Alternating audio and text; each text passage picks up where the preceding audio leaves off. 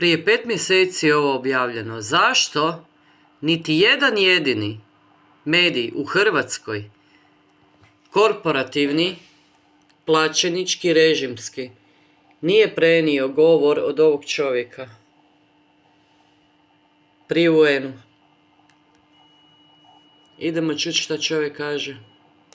Distinguished representatives of peoples great and small, I greet you not as a career diplomat, nor as a man bred for banquet halls and handshakes. I do not come to you speaking the rehearsed language of polished politics. I come to you as a soldier of my people, as a guardian of a wounded land, as a son of a continent that has carried the cross of the world, yet has never worn its crown.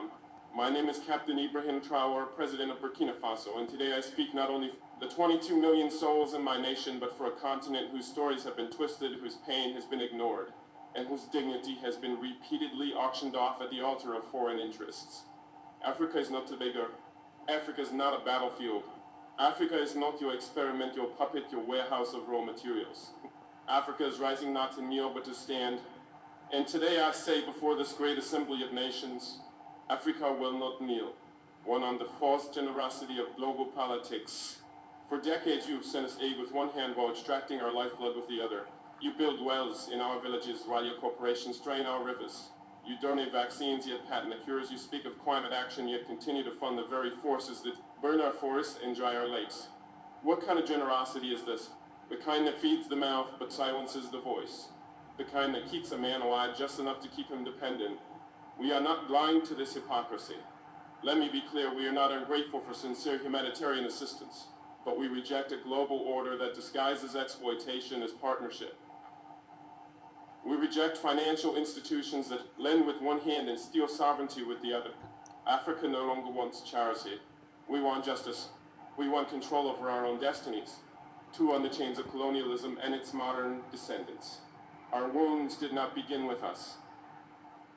They were inherited legacies of an empire-building madness that saw us not as humans, but cheap as cargo labor tools. My ancestors were not consulted when maps were drawn with rulers and compasses in Berlin. The borders of Burkina Faso, like those of many African nations, were not carved by our ancestors, but by men who had never stepped foot on our soil, who knew nothing about languages, our tribes, or our spirits. Today, colonialism has a new face. It wears suits, it hosts forums, it signs contracts in Geneva and Paris and Washington. But it still takes without consent. It still dictates instead of dialogues. It still silences instead of listening. If you want to talk about peace, then let's begin by unlearning the arrogance that peace is something only you can teach us. 3, on resource exploitation and the myth of development. They call us developing as if the theft of centuries did not set us back, as if the gold from our lands, the diamonds from our rivers, the oil beneath our feet did not build the very skyscrapers in which this assembly sits. Let us speak plainly. Burkina Faso is rich, Africa is rich. Rich in minerals and culture and wisdom and youth. But you have taught us to measure richness in GDP and export value.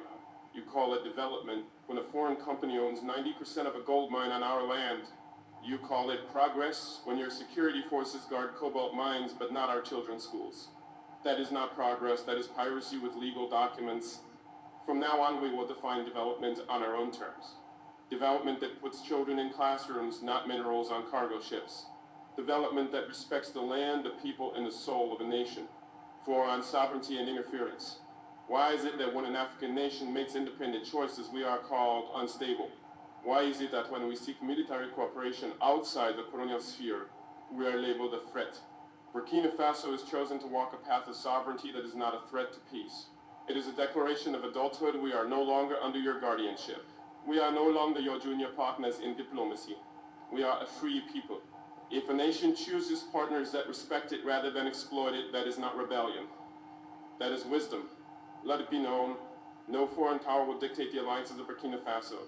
We will build relations based on mutual respect, not historical guilt or present-day intimidation. Bravo. 5, on terrorism and manufacture wars. You ask why there is violence in the Sahel. You ask why our youth take up arms. But you do not ask who benefits when our minds are guarded by private mercenaries, while our villages are left vulnerable. You do not ask how weapons arrive in deserts that produce no steel. You do not ask why peacekeeping never seems to end the war. The truth is, many of the so-called solutions to African security problems are merely business models. Endless conflict has become a market, and African suffering has become a subscription-based service. Burkina Faso has decided to break that cycle. We will fight terror, but not with dependency. We will secure our nation not with foreign dictates, but with national dignity. 6 on migration and human dignity. We do not want our youth drowning in the Mediterranean. We do not want our brightest minds fleeing the countries that once called us savages. We do not want remittances. We want reasons for our people to stay. Why do our youth flee? Not because we lack beauty, but because we are made to lack opportunity.